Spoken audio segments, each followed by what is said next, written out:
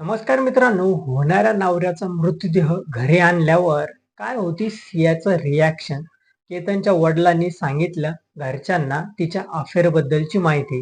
काय आहे ही महाराष्ट्राची इंटरेस्टिंग बातमी? हे आपण या चॅनलच्या माध्यमातून आज बघणार आहोत. चला तर मग मी सचिन नाईक आणि तुम्ही बघत आहात आपली राजनीती चॅनल. पुण्याजवळ पिंपरी चिंचवड इथे एका प्रतिष्ठित व्यावसायिक कुटुंबात लग्नाचे वातावरण होते. सर्वजण आनंदात होते. मात्र 26 वर्षाचा एकुलता एक मुलगा केतन अग्रवाल लोहगड किल्ल्यावरून दरीत पडून मृत्युमुखी पडल्याने या लगन घरावर शोककळा पसरली. सुरुवातीला अपघात वाटणारी ही घटना नंतर एक भीषण हत्या असल्याचं निष्पन्न झालं.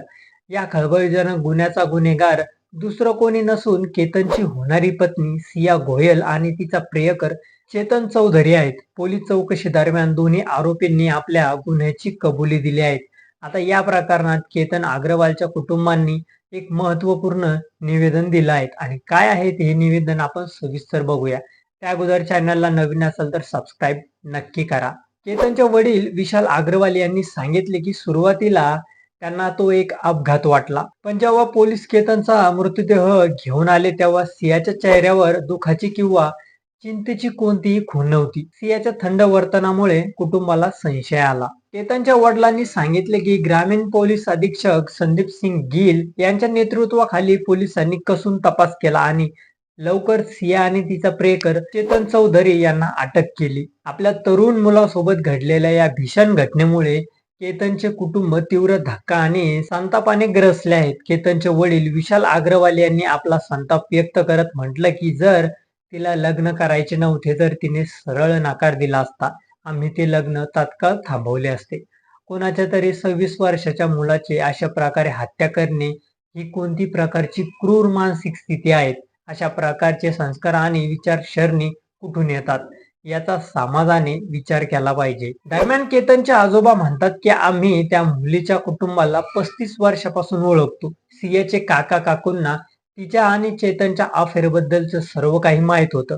तरीही त्यांनी आमच्यावर या नात्यासाठी दबाव टाकला. त्यांनी आमच्या सोबत असं का केलं? दरम्यान केतनचे काका विजय अग्रवाल म्हणाले की आमच्या कुटुंबातील एकमेव अंशाचा दिवा विझला आहे.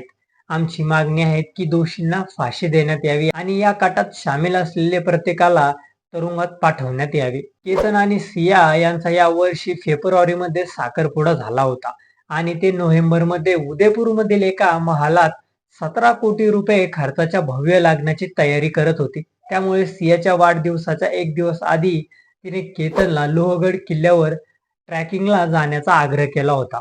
मग 18 जून रोजी सिया आणि तिचा प्रियकर चेतन याने केतनला किल्ल्याच्या शिखरावर नेले. तिथे त्यांनी केतनच्या डोक्यावर एक जड वस्तूने प्रहार केला आणि त्याला एका खोल दरीत ढकलले. या घटनेनंतर सियाने कुटुंबांना सांगितले की फोटोसाठी पोज देत असताना केतनचा पाय घसरला होता. 3 तासाच्या बचाव कार्यानंतर केतनचा मृतदेह बाहेर काढण्यात आला. अग्रवाल कुटुंबांचा पिंपरी चिंचवडमध्ये मोठा बांधकाम व्यवसाय आहे.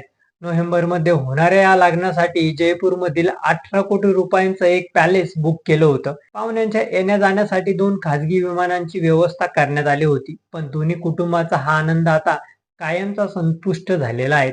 पोलीस सध्या या प्रकरणाची अधिक तपास करत आहेत. तर तुम्हाला काय वाटतं या प्रकरणाबद्दल हे आमच्या चॅनलच्या कमेंट बॉक्समध्ये नक्की कळवा आणि व्हिडिओ आवडला असेल तर चॅनलला लाईक आणि सबस्क्राईब करा. धन्यवाद.